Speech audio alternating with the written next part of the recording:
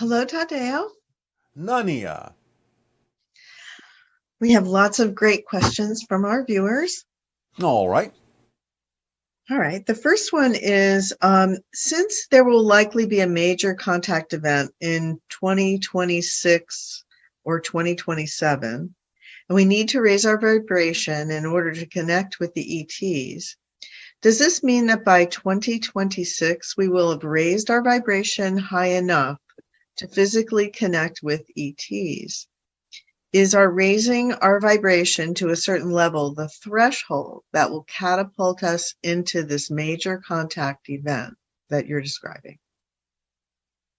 While raising your vibration is essential, the event that we are describing in your 2026, 2027 is not the kind of contact event that you may think it is. It will be the beginning of something, the crossing into another era, another level, but it will be for reasons that will not necessarily involve immediate physical contact. Raising your vibration is important to help accelerate into the time when physical contact will be available to you.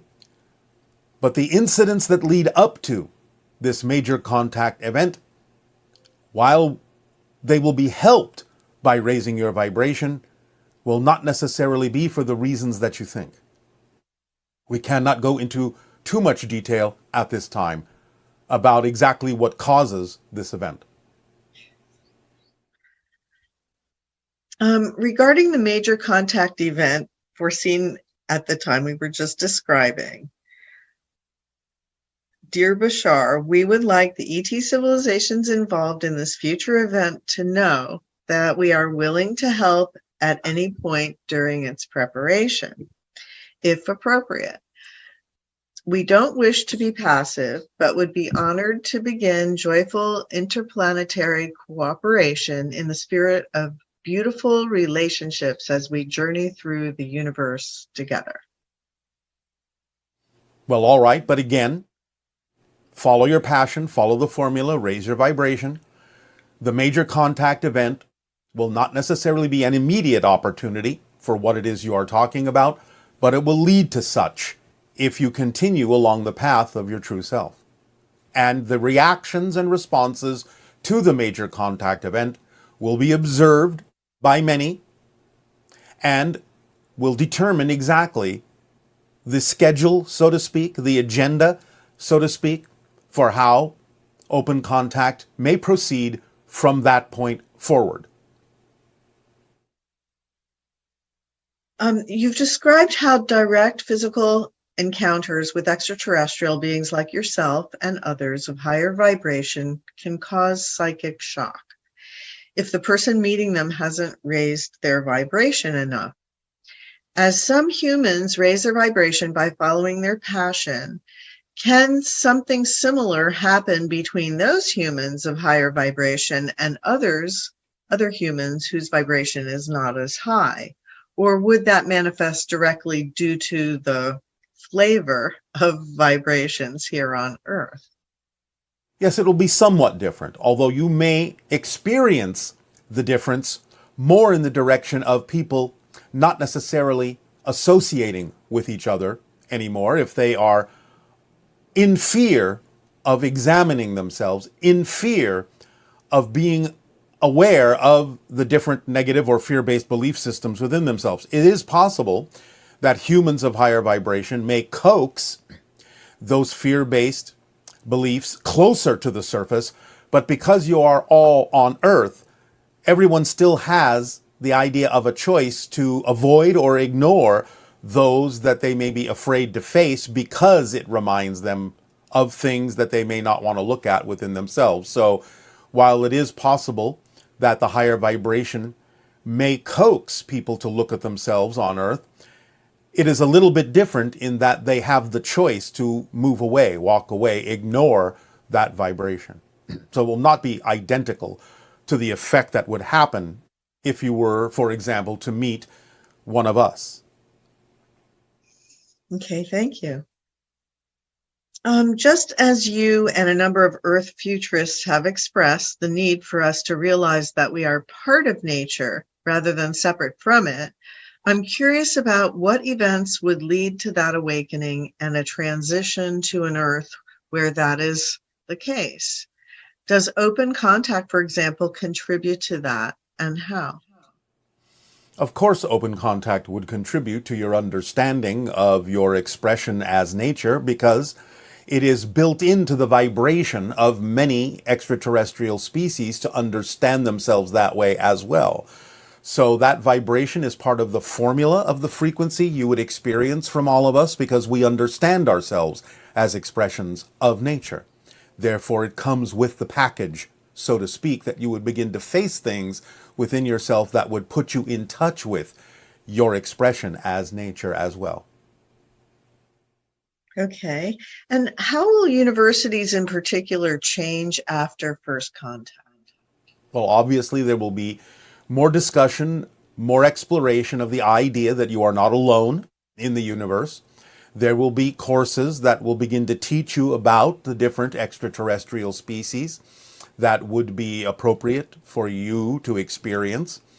There will be deeper understandings of certain ideas in the past that will come into the present again, because certain knowledge has been, shall we say, lost over time that will be reclaimed, regained, and re-explored.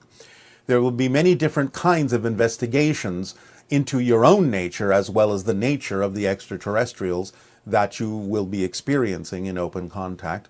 Plus, you may allow different techniques of teaching to occur in your universities and other levels of schooling that will be more reflective of interactive experiences based on the way that extraterrestrials may explain to you, as we have explained to you from time to time, how it is we learn things, how it is we teach things, more by interactive experience than the idea of rote memorization.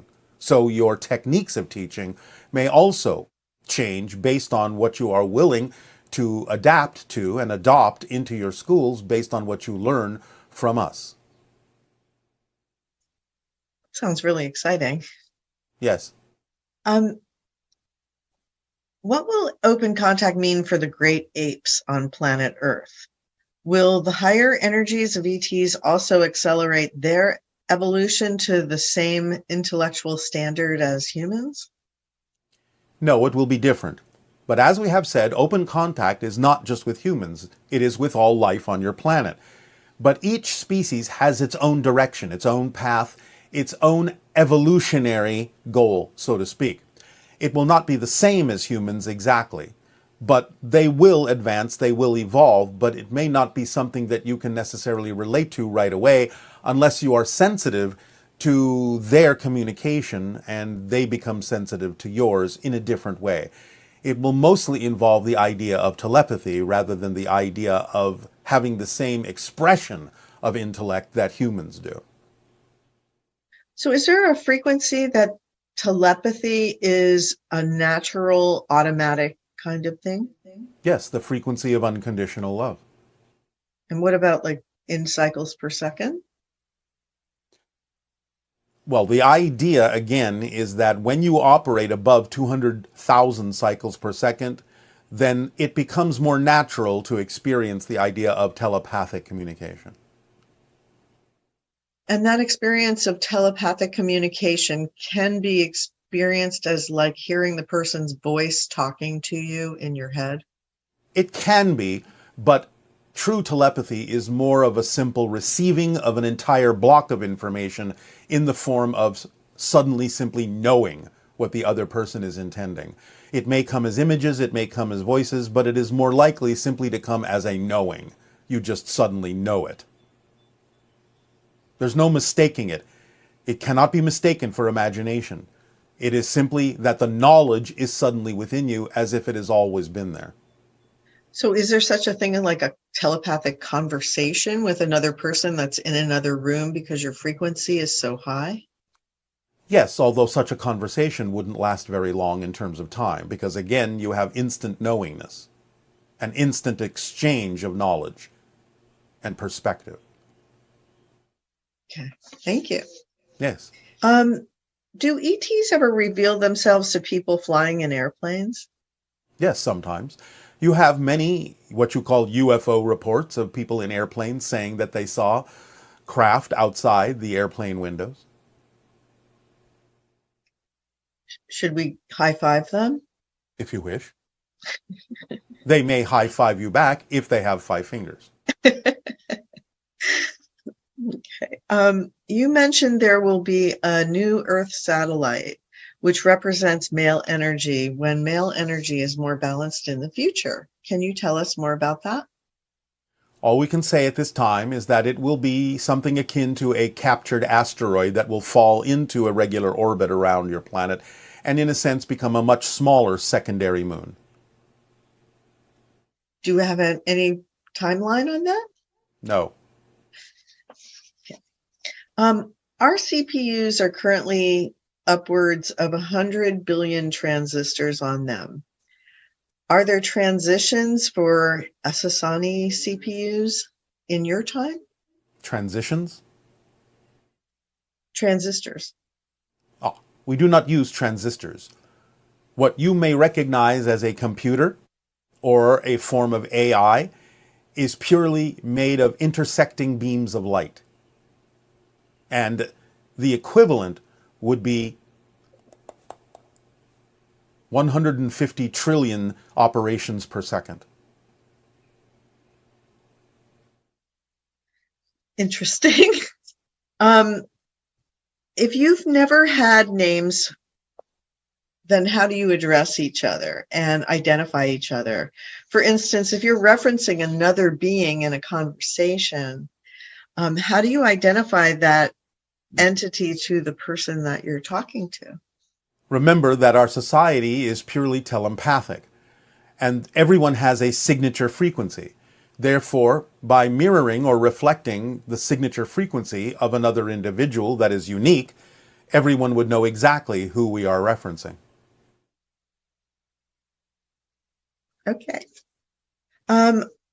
This person says that they've been getting a strong buzz when they watch your seminars online in real time, and that they've also gotten a similar version of that if they miss the transition and they watch the recording afterwards. Is this a preparation for something? Well, it's a preparation for raising your frequency because the buzz you're feeling is the matching of the frequency that we give off. Even if it's not a live session, the idea of our frequency is sort of embedded in anything that represents the session, like a permission slip. So even though it may not feel completely identical to a live session, the frequency is still embedded in any projection of the communication that we have delivered. Therefore, you will still, if you're willing to match our frequency, still feel some mirroring or reflection of that frequency within you, which you may interpret as a kind of buzz of electricity or in some other way. So for many people, because you're coming in at a higher frequency, as soon as we match that, we start experiencing ourselves from that level. Yes. Yes. And again, since everything is embedded in existence in space-time, then all you're doing by watching a replay of the communication is, again, you are tapping into that frequency to some degree and allowing yourself to begin to identify and mirror and match that frequency, because all information is here and now. Like some people have noticed that if they listen to one of your recordings, every time they hear something different. And Yes. my understanding is that has to do with the information is holographic in that sense. So it will, how does that work? Maybe you can explain. Well, you have said it yourself. It's holographic, which means you can have many different kinds of layers of information, but being a holographic structure, you will only perceive what you are the vibration of. So listening to it one time or perceiving it the first time, you may be of a certain frequency that only receives a certain amount of the information that is embedded in the transmission. But if you change your frequency, the next time there are different layers within it that have always been there, but may have been inaudible or invisible to you. But by changing your frequency, now you can pick up on those layers because they are of a different frequency as well. So that's very exciting because that means that even if a person evolves to higher and higher frequencies, every time they listen to one of your transmissions, they have the opportunity to hear information that they were not able to access before. Well, yes, and it might not even be that they hear the information. It might suddenly be that by listening to it, they are suddenly receiving an inspiration they didn't receive before. Again, it may come telepathically. It may simply present itself automatically and instantly in their mind as a fully fleshed out idea or concept or inspiration that they didn't have the first time. It may come that way. It's not necessarily something that would be delivered to them auditorily. So that means even after all of us are long gone, listening to one of these transmissions will provide that opportunity to whoever is listening. Absolutely. Because everything exists in the now and never goes away. It's phenomenal. Yes, it is a phenomenon. I believe that every species has its own limitations and difficulties to overcome. What are your challenges? How do you deal with disturbing frequencies? And what does a training day or school for your folks look like? Well, in dealing with different civilizations, which is what I do all the time since I'm a first contact specialist, it's about understanding and investigating and deeply identifying with the civilization. This is why we often experience the idea of having an incarnation or a life in the civilization so that there is a deeper understanding. And that's part of our training, is to actually live among you as one of you until we have enough knowledge that we can then deliver this information in a way that makes sense to you. But on our own world, as I was trained to be a first contact specialist, the mentor of what you may call the training, in this case being my father for my class, creates a telepathic reality that actually appears to be completely and utterly real. And we go through different exercises and different contact scenarios in that telepathically projected reality, again, as if it is completely and utterly real, like we are truly interacting with that civilization. But it's a simulation. It's just that a mentor has the training to project a telepathic reality that contains the ability to make us believe that it is actually happening and not just a training exercise. That way we get the full experience of it, and any errors come back to us fully in our understanding of what the consequences would be if we actually did make that error in interacting with the actual civilization. So it's ingrained within us very deeply by experiencing it as if it is real. So that kind of sounds like what happens to us on Earth, but we don't see it as a projection of consciousness until we become more aware. In some senses, yes. Because the experience is the most valuable aspect. Is that correct? The experience is the only way anyone actually learns anything. That's amazing. Have you ever killed another physical being, even a plant, in your life? And have you ever brought back to the physical life something after death? No, I have never killed anything, not even a plant, in my reality. The closest analogy or answer to the second question would be, again, in birthing a new member of our society, we do create a vibrational medium, a vibrational bubble in which the spirit can actually form a physical body. If you want to call that bringing someone out of the spirit world, even though it's not, quote unquote, bringing them back from the dead, so to speak, that would be the closest analogy of allowing a body to form that a spirit can use or a soul can use to experience our reality in our quasi-physical nature. That would be similar to birth in your reality. Yes. Yeah. Yes, but not in a physical body, in terms of the female or any particular being actually giving birth through their body. This is done outside the bodies, in a energy bubble. So is it a joint manifestation between you and a female? It can be. It doesn't always have to be. It can just be done on your own? It can be, or it can be done with any number of members, depending upon what it is the soul wishes to experience as the body that is formed for it to participate in our civilization. It can be done between the same genders. It can be done between multiple genders. It just depends on what the purpose of the soul is and what kind of body needs to be created and what kind of theme they are exploring. So what does it look like when you see this person manifest in the sense that you're describing? There is a kind of clear energy bubble that can be perceived. There will be a burst of light within it, and a small energy structure will form within it and will build very quickly into the cellular structure of a body made out of quasi-physical material. It usually only takes about anywhere from 5 to 30 seconds.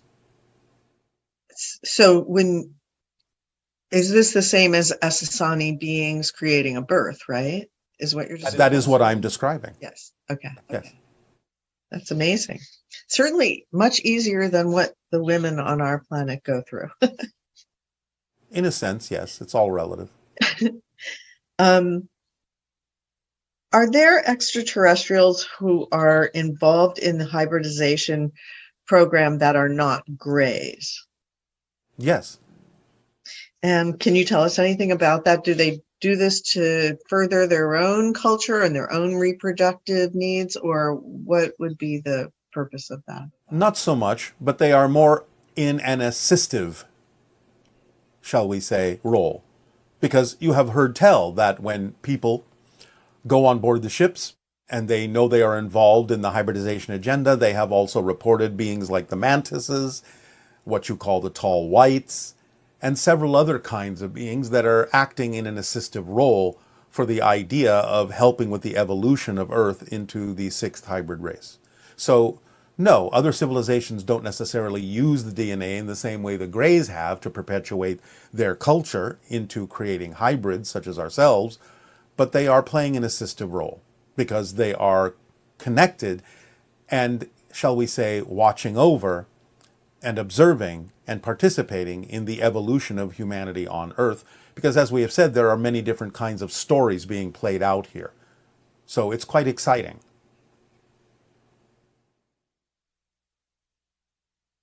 Who exactly issued the original quarantine of Earth? Was it a collective vote or the decision of one individual to gate humans off of interstellar travel for centuries? Are those beings still physically alive to see the results of their decisions? There is a misunderstanding in the way this question is being asked. The so-called quarantine is for your benefit. The idea is that you're not prevented from interstellar travel. If you were open enough to create techniques technologically to have interstellar travel today, you could. It's just that the quarantine is for the purpose of not intervening or interfering in any negative way that would interfere in your process of discovering who you are. You are not prevented from doing anything. And the idea of the origin of this is between your collective consciousness and the collective consciousness of your spirit guides and the collective consciousness of the Interstellar Alliance in recognizing the sovereignty of the paths that you have chosen as a collective species to explore reality and to evolve in the way that you have deemed necessary for yourselves. We help by letting you know that there may be smoother and easier ways and faster ways to do this, but the decisions really are up to you as to when you are ready for the idea of removing the quarantine. You are no longer quarantined as far as we are concerned. It's now in your hands and up to you to determine what you are capable of doing when you bring your belief systems into alignment with your expressions as reflections of all that is. Okay, and this question comes from someone's 9-year-old daughter, and she wants to know if it ever snows on Asasani. Not really, because our axis tilt is not as severe as Earth's, and our orbit is nearly circular around our star. Most of our temperature is temperate, it's moderate. Somewhere around, generally speaking, give or take a few degrees, what you would call about 73 degrees Fahrenheit. Now, on the North and South Poles, depending on certain conditions that happen at rare times, there may be a buildup of frost, there may be a little bit of ice, but it does not snow on our planet in the way that you are familiar with experiencing snowfall. And do you have a pet or did you have a pet while you were growing up as a child? We do not keep pets per se in the way that you do. There are animals on our planet that come and go freely, and I have many associations and many relationships with different animals on my planet ever since I was a child and even into my adulthood. So we interact with animals in much the same way that we interact with the people on our planet and the plants on our planet. It just goes off the pure synchronism of what needs to show up when it shows up, and that's exactly the right timing for that interaction and relationship to go on. Have you ever experienced your version of swimming with the dolphins and the whales? Oh, yes. Like physically, have you gone into the Essassani Sea and Yeah, swam? yes. Yes, yes, yes. There are You actually have? special pools that exist in certain areas, channels that lead into certain kinds of pools where the version of aquatic life that we need to interact with can actually swim more deeply into the land so that different beings can interact with them without necessarily being out in the open ocean. This is something similar to what used to happen in your Atlantis in ancient times, where certain temples were built in such a way that the dolphins and whales could swim into the temples and thus interact with people.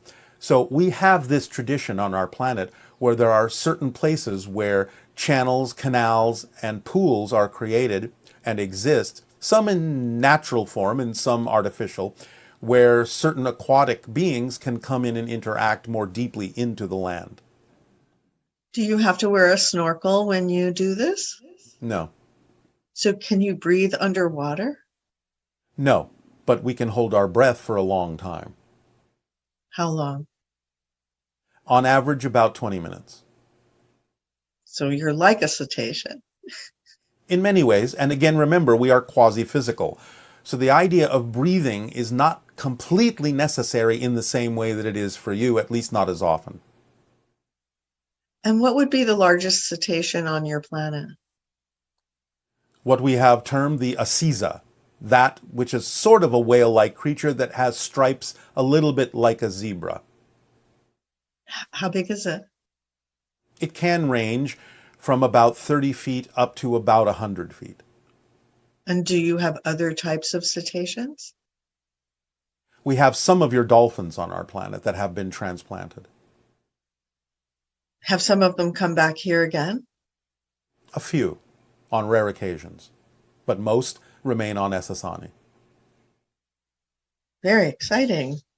Yes. Um, if someone were to, in your time, choose to act in a way that was disharmonious or even rebellious or break laws or whatever, what happens? Is there law enforcement? How does this work? Well, nobody does that in our civilization. So it's kind of only a hypothetical. If it were to happen, which again is not something that actually has happened in our civilization, the idea is that what you call the laws are simply the laws of existence. And because there is a certain kind of momentum that exists energetically in our planet, because we have been choosing positive ideas for so long, it is very challenging for us to actually go in the other direction. There's actually kind of an inertia that makes it more challenging for us to choose to do things that are negative or fear-based, or do something against the synchronism that perpetuates our society. It would be like, if you want a simple analogy, like attempting to move in a direction that is filled with molasses. You simply have a struggle going in that direction because of the momentum of the direction that we're all synchronistically moving in. So those things don't really happen on our planet, and the self-regulating energy of the synchronistic way in which we function usually, if anyone were to go in that direction, would usually push them back into the positive direction because of the momentum that is built in our evolution. So does that mean that anyone who functions at the frequency that your civilization does Yes. would automatically always choose positive rather than expressing any negative? Yes. Unless there is a very, very specific reason why something different would need to exist in the society, And more commonly than not, if such a thing were to happen, it would only be kind of like, well, what you would call a stage play. It would be something that would be explored because it would be practice for dealing with civilizations like yours that do make negative choices and fear-based choices. And for that purpose, we might explore it, but we understand it's not actually the choice that is a life choice for an individual. It would only be a temporary expression for a positive purpose of instruction and education.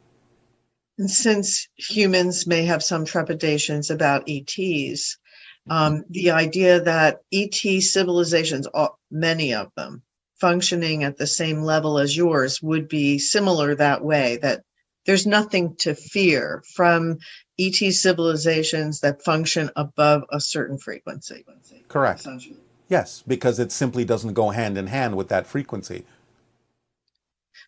Is there any that we know of that function at like a lower frequency, like the Pleiadians or the gray? Well, the grays don't exist now, so yes, but the idea of the grays, as they are weaning out, becoming the hybrid civilization, is again, remember, they're not true extraterrestrials. They're mutated humans from a parallel Earth. So in that sense, they almost don't count. I see. That's why you can interact with them. So just to get really specific, like what frequency level do most of these ET civilizations that we're hearing about, like the Pleiadians or others, what high enough? We're not going to give you numbers. Okay, but they're high enough that we don't have to be concerned about them doing something negative to us. No. There is no civilization you are interacting with other than a random visitation here and there by beings that may be of a slightly lower frequency, but there is nothing you're interacting with on your planet that you actually need to be afraid of. That's wonderful. This one person is writing in that there are more and more films coming out focused on the idea of open contact, such as one Pixar film which came out, it's coming out next year, Elio, similar to Ely. While you explain that means the reflection between us, this film is supposed to be about a boy who gets transported to the other side of the universe to be an Earth ambassador to other societies throughout the universe. Yes. Can you comment on this collective manifestation? Well, as we have said, all of your art usually reflects shifts in your consciousness. So because you are now more open to exploring the idea of open contact, obviously your art is going to reflect that in a variety of ways. It has been doing so for quite some time. You have your Star Trek and things like that have been showing that the collective consciousness of your world is preparing itself to be able to have open contact with extraterrestrial species. So you're bound to see more of this as you get closer to the idea of open contact being a real experience for you on a daily basis. Just wonderful. It is full of wonder. Excuse me? It is full of wonder, yes. Wonderful. It's wonder. I mean, just the idea that our generation is the one that gets to experience this first contact is amazing. Well, all the generations that exist on your planet. And one of the reasons that upcoming film depicts a young child is because the children are a different species, and to them, the idea of contact with extraterrestrials will be part of their daily routine eventually and will not be considered unusual. Well, Earth has come a long way. Let's just say that. The Earth you're on now has always been this way. Remember that you're shifting constantly. Right. Fascinating. So what is the first thing a Sasani child is taught? Unconditional love. That it is the vibration of existence itself, and to align and match with that. All else falls into place through pure synchronism.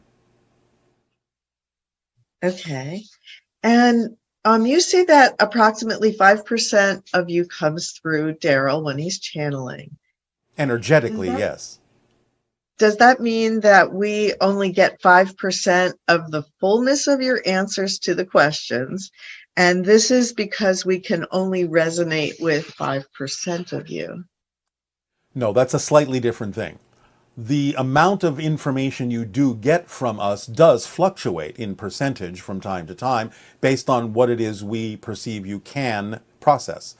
But the idea that only about 5 to 10% of my energy comes through Darrow doesn't necessarily have a basis for what the percentages of the amount of information we give you when asked specific questions. It will fluctuate on a different way, in a different scale. Okay. And this person wants to know how we can help our loved ones, everyone awake or not, to get on the right train. You can only share with them what it is you believe will help them. That's all you can do. Whatever it is they choose to do with that information is none of your business, as we have said many times. So that's the best you can do, is just give them the option, give them the opportunity to examine and explore and think about the idea of other paths they could take, other options they could choose, other choices they can make. That's it. And be a living example of making those choices yourself so they can see in you, living in you, the effect of having made those positive choices.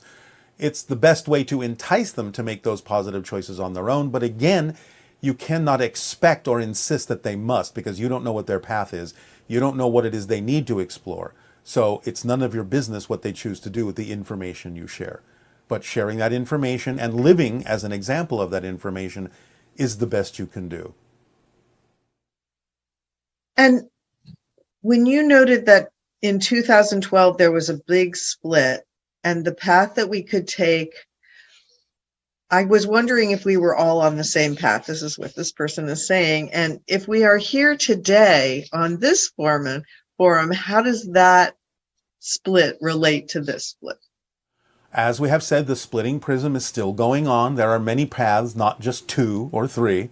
But the idea is that as a general collective group, those that are exploring consciousness, the expansion of consciousness, exploring the idea of the concept of open contact and interacting with us and other beings like us, are in general moving along the same general path, going through the same general versions of Earth, to some degree collectively, even though every individual still has their own unique reality. But you can have made agreements to go along with certain groups that are willing to shift to similar Earths over and over in the same way that still contains the idea of the expansion of consciousness and the acceptance of your part of being a galactic family. And do any of the ET ships have weapons on them? Not any of ours.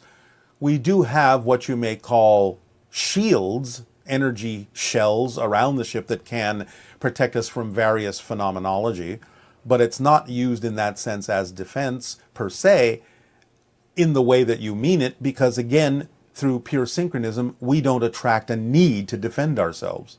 That's just simply not in our reality. So since none of the ETs we are interacting with have negative intention towards us, does that mean that none of them have weapons on their ships? They have things that could be adapted into a form of weaponry to get your attention in a variety of ways, but I wouldn't, again, really call it weaponry.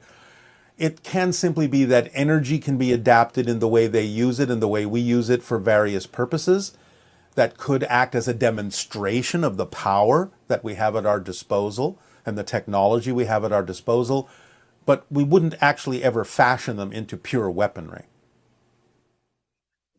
Okay. Okay, so going in a little different direction now. One person was wondering how many instances where a miscarriage has occurred does the soul of the infant actually enter the body, or does it wait to see if the body is viable? For instance, her mother miscarried before her birth and before her sister's birth. Were those other instances two distinct soul identities, or were they simply she and her sister waiting for viable bodies? In a sense, yes, the second idea. But most souls either do wait until the body is viable, or they may dip in to have a certain experience temporarily and then leave. The idea in general is that most souls don't really fully connect to the idea of a new infant until just before birth. They may dip in and out during that time, but they don't really fully commit, and maybe not even for a few years even after birth. Hence the idea of what you call crib death, with no discernible reason. So the idea is that for the most part, most souls do not really commit or connect to a body until just before birth, in general. Okay, and when you were mentioning that about crib death, they've found that when babies are sleeping with another human being, it helps to regulate their breath, and that can be a preventative for crib death. Is that related to what you're saying there too? I mean, Yes, to some degree, because again, there are agreements that are made that will allow the child to function in the way it needs to function in physical reality, and that may attract an adult to work with the child, either through breath or other methodologies, to allow the child to really cross the bridge from non-physical into physical reality in a way that it can thrive. So it just depends upon the themes of exploration and the agreements that have been made. Okay. When a person crosses over into spirit, can you clarify if it's the personality that continues to exist for eternity, or is there some specific, like from one specific life, or does that being... Yes, there will always be a part of that continues to exist that is representative of the experience of a specific life. Again, similar in analogy to the idea that there will always be knowledge and experience within you from your childhood, even though you're not a child anymore. It never goes away. It's always there and always can be tapped into. So the idea of having a life experience is something that is then simply part of the soul itself. You can simply say the spirit is the specific representation or symbol or reflection of the life experience, and that becomes part of the soul and is always accessible. So yes, it always remains, even though the soul may be bigger and greater, and the oversoul even bigger and greater than that. You never lose anything, and that particular aspect of the being can always be accessed and tapped into from many different sources, including the physical person who may need to interact with that aspect of the greater soul to recognize the being and recognize the person they knew in life. So it's always there. It just becomes part of something bigger, in the same way that your childhood became part of something more experienced as an adult. And how does that relate to the idea of the independent frames that actually have no motion, and it's the projection of consciousness through them that creates the ongoing time experience with it? Well, yes, but now you're talking simply about a mechanism by which you have a certain kind of physical experience. What is it you're attempting to relate to what we talked about previously? In spirit, when the personality still exists, but it's no longer is it living as a spirit, or is it... Everything exists at once, remember? In that sense, the spirit, the personality, the physical being all exist at the same time and can be accessed by the soul from any number of directions. So the idea is that there are frames on every level except the one. Every level, because as soon as there is any experience of division at all, as soon as there is any experience of an other than yourself, then there are frames by definition. It's just that the experience of time and space in those frames is different from level to level. I don't know who thought this up, but it's pretty amazing. It just is the nature and structure of existence itself in the way that it must function, by definition. Many people have negative experiences when studying, especially in Asia, this individual is saying. Studying sometimes becomes torture, and children are taught to accept that as their fate. Why do people have a belief that we have to study hard and memorize and to grasp knowledge and technology? How do we free people from this unnatural way of studying? And perhaps you could also share some other ways that we can study so that it's not like that. All right, well, we have actually explained this many times, but the reason that it seems ensconced in your society to memorize things comes from long ago when you were hunter-gatherers and you needed to memorize certain kinds of hunting paths, certain kinds of places where there might be danger, where there might be food, where you could be taught to understand how to do things in a certain way and memorize those things for your own safety and for your ability to thrive. And it's simply been handed down through the generations for thousands of years that memorizing things like that would actually be to your benefit. And to some degree it can be. But as we have explained several times, the idea of actually creating scenarios in which you can experience things directly, what you may euphemistically refer to as learning on the job, is actually the better way to learn something and instill it within yourselves, because as long as what it is you are needing to learn to thrive in physical reality is adapted to what you are really passionate about, you will retain it. And in fact, you will become excited about learning and you'll absorb information very readily and retain it very readily because it's based on the idea of being taught to you through the auspices of your passion and what excites you, rather than simply suppressing your excitement to learn something in a way that isn't necessarily representative of your passion.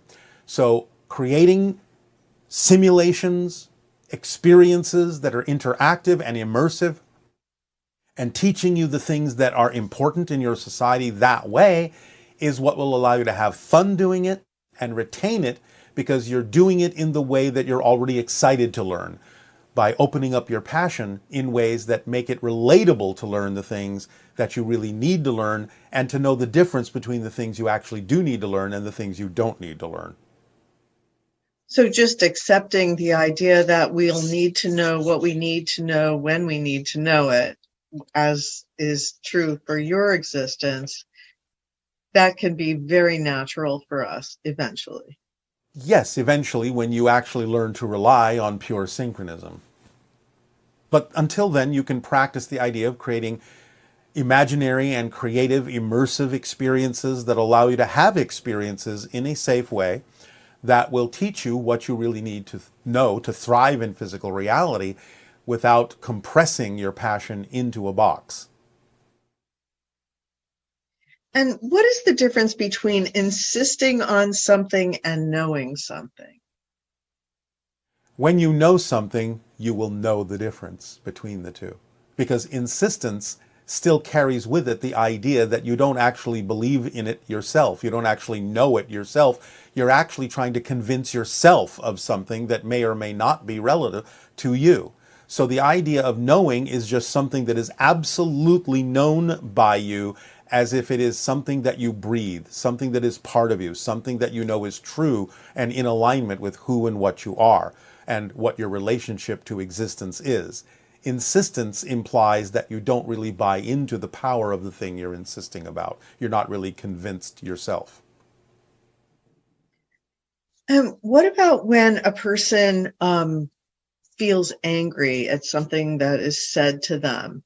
How can you manage that anger? By understanding that what is said to them has nothing to do with them, if that in case is the fact. So the idea, again, as we have given an analogy, is as if a total stranger has come up to you and said something. You don't react because you know that they know nothing about you, and therefore what they're saying to you has more to do with their issues and their processes than it has to do with you. They're just using you as a sounding board, projecting their issues onto you. And you know this, so there's no reason to react. Now, you can always look at the advice or the sayings that someone gives you and say, well, is there something here for me? Is there something I need to know about myself that would help me to benefit from and change? But if you understand that what they're saying has nothing to do with you, then why would you react? So you have to look at your own beliefs about why you believe what they're saying is true. And what's the connection between anger and grief? Well, again, both to some degree are judgments of a sort that assume certain things that may not be so. So the idea of grief is, again, the definition that something has been lost and you are going into a state of being abandoned, of feeling abandoned in that sense, whether it is true abandonment or not.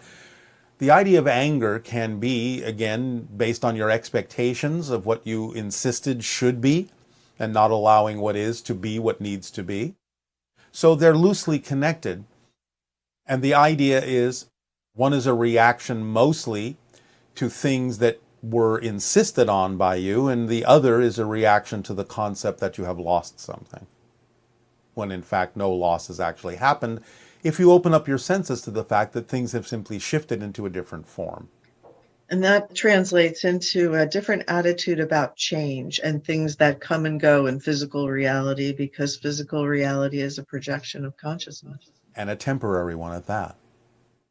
So is that sort of our maturation process to understand the nature of the reality that we're in and be more accepting of the coming and going and not suffer so much when we lose an individual, so to speak, or Yes. recognize it in a different way? Yes, but even more so, it's recognizing the nature of the reality that's in you, because you're not in physical reality.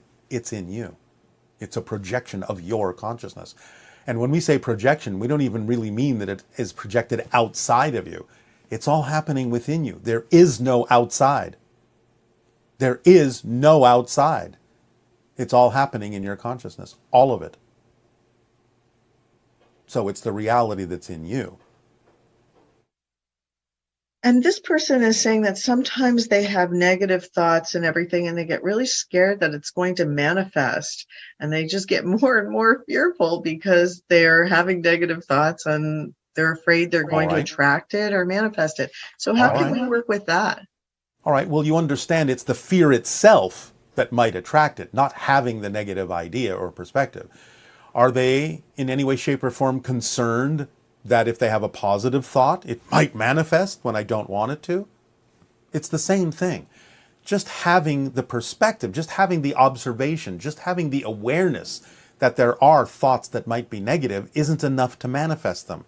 You have to be afraid that they'll manifest. You have to believe in your belief system that they will manifest, that it's the most likely thing that will happen.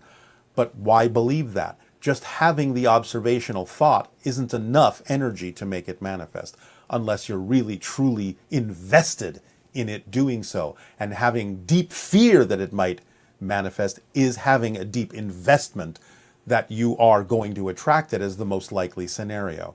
So just look at the idea of positive thoughts. You don't have the same reaction to those.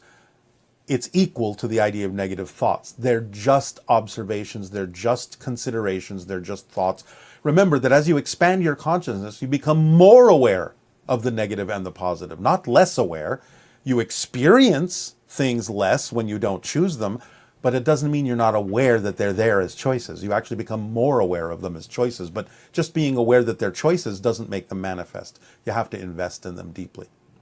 So along those lines, if someone has phobia, yes, can you address that idea of changing something like that? Like a negative thought is one thing, but having a very deep fear of some.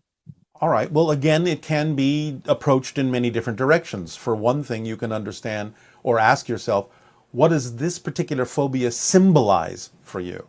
If it were to happen, what does it symbolize? Does it prevent you from doing something? Does it prevent you from looking within yourself to recognize something that the phobia symbolizes within you as a fear-based belief? What is the actual fear about? It's not usually about the thing itself that symbolizes the phobia. There's usually a deeper meaning, and if you're willing to investigate yourself, you'll usually figure it out and realize that you don't have to be afraid of the symbol that reflects a fear-based belief within you. The symbol is just there to show you that you have this fear-based belief. So, for example, many times people say that they have a fear of heights.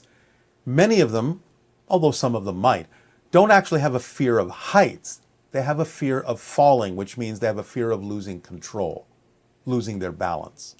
That's the issue.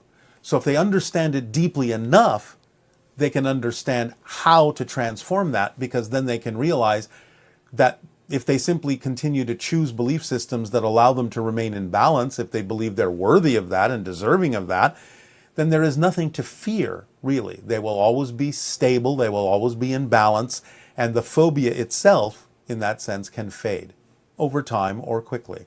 But they have to understand the real deep rooted reality of what it is they actually believe will happen in their core beliefs about why that phobia is bringing it to their attention. What about like claustrophobia? A lot of people have that. Well, again, it's about the idea of feeling trapped and limited by your belief systems, trapped and limited in life, closed in, that you don't have the ability to expand, you don't have the ability to connect, you don't have the ability to reach out, you don't have the ability to see the light that is all around you. You are trapped by the idea that you are in darkness, in an enclosure that doesn't allow you to express your true self. So when you come across these kinds of fears, what's the antidote thought process that describes how to deal with that? Or as you were I just explaining, gave it to you. I just gave it to you. You have to understand what the phobia represents. And you have to get into the core fear belief about why you're holding on to that. How does it serve you to hold on to that? Look at the motivational mechanism. Remember, you don't choose to experience anything that you don't believe serves you. So if you have a fear-based belief that letting that phobia go will actually be the worst thing you can possibly do, that something even worse than the phobia will happen if you let it go, then you're going to hold on to that phobia because you believe that no matter how uncomfortable it may be, it keeps you safe from something even worse. But you have to have honest self-investigation to figure out what your belief system is telling you about that. So in a sense, I'm thinking right now about like Natalie Wood, who in childhood almost drowned on a movie set, and then for the rest of her life had a fear of dark water. And then her life was ultimately ended in dark water. Is that what you're describing? As a simplistic surface example, yes, but there may have been deeper reasons for that experience in her theme of exploration. You can't necessarily completely generalize it in that simplistic form for everyone. One person having that may have it on a very simple level, another person may have a much deeper reason for having those experiences. Thank you. Yes, the last question then is it synchronicity that the James Webb Space Telescope looks so much like the Essassani crystal that you've described? We will just leave you with a smile Okay. and bid you to now allow yourself to relax, to go into the meditative exercise for becoming a galactic citizen, for allowing yourself to open the gate into a larger world. Relax and enjoy. And above all, just keep breathing. This information is not forthcoming through this terminal at this time. Okay. Thank you. Is every, I guess, in time incarnation extension from the oversoul? Sorry, I said that strangely. Every extension from the oversoul that is incarnate, let's say in the same time as you, is that considered a counterpart? The same time as yourself? Yes. That is what we typically refer to as a counterpart, yes. And so there's no other types of extensions from oversouls that can be incarnate at the same time as you. Like, they wouldn't be called anything else, I guess is what I'm asking. You can make up whatever name you wish, but we typically refer to them as counterparts if they overlap your time frame. Okay. And you've said previously they can be strangers, enemies, family members, friend, anything, obviously, right? Yes, absolutely. It depends upon what the oversoul needs to experience by creating that extension in a incarnation. Yes. It doesn't have to have necessarily any meaning for you at all, or it could have profound meaning for you. It just depends on what it is that's being investigated by that particular extension, by that particular counterpart. Okay. And if it has profound meaning, then how much of that meaning for us is relevant to the connection to the oversoul? You know, like, if something is important to me, if I've connected to a counterpart and that's important to me to express in a neutral and positive way and to have an experience of that nature. Then it's important for the oversoul to have had that experience where the counterparts interact in that way. Okay. And where they don't. Then that's also simply relevant or not relevant for the oversoul. Relevant or not relevant. Well, in other words, if they don't interact at all, obviously there is no relevance for them to do so as far as those particular extensions are concerned. Yes. I'm saying where they interact and the experience is negative. That can still be very relevant for the oversoul. And if me as an extension would rather have a neutral or positive experience from what has previously been a negative experience with the counterpart, do I have that influence? You find relevance as an individual, and when you find relevance as an individual, then there is relevance for the oversoul as well. It's not excluding anything, it's including everything. So the idea of relevance for the oversoul is also relevance for you as an individual soul. Okay. Otherwise, it wouldn't happen to you. It would be relevant for some other extension. But if it happens to you, it's not only relevant for the oversoul, but it's relevant for your individual experience as well. Otherwise, it would happen to another extension. And then naturally, if it persists in being relevant to me in terms of my like core signature or my nature, then it would just naturally or sustainably persist of its own accord, me being myself, them being themselves. Yes, unless you change your mind about whether or not you wish it to continue. It's my choice. It is your choice. That doesn't necessarily mean that you haven't set it up as something that you really do need to do. I'm just saying you always have the option to discount it or dismiss it. That doesn't necessarily mean you shouldn't pay attention to it. I'm just saying you always have the option. Then whatever the result of that particular choice is, will be something that you will also experience that will be relevant for you. I see. Well, I would like to share in, closing more or less that what I've learned from this counterpart, loving them and learning what love is with them through what has been a spectrum of polarity, but negative, neutral, and positive, is that I used to think that unconditional love was determined by how much you love. But what I learned from and with this person is that unconditional love is more determined by the conditions. Because if the love can't survive the conditions, then it isn't unconditional. Yes. The idea of unconditional love is simply the frequency of existence itself, and sometimes has very little to do with human expressions that are recognized or called love.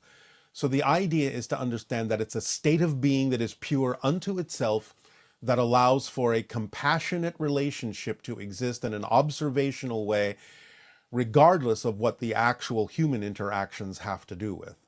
So it's kind of on two different levels.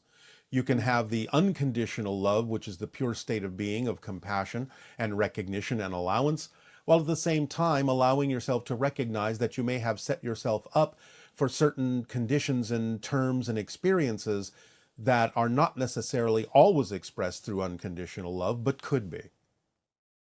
Okay. And ultimately presented with this so that you decide what you prefer. Yes. Got it. The game is endless. Yes, That made me absolutely. tear up. So thank you, Bashar. You are welcome. Thank you. Aveo. Aveo.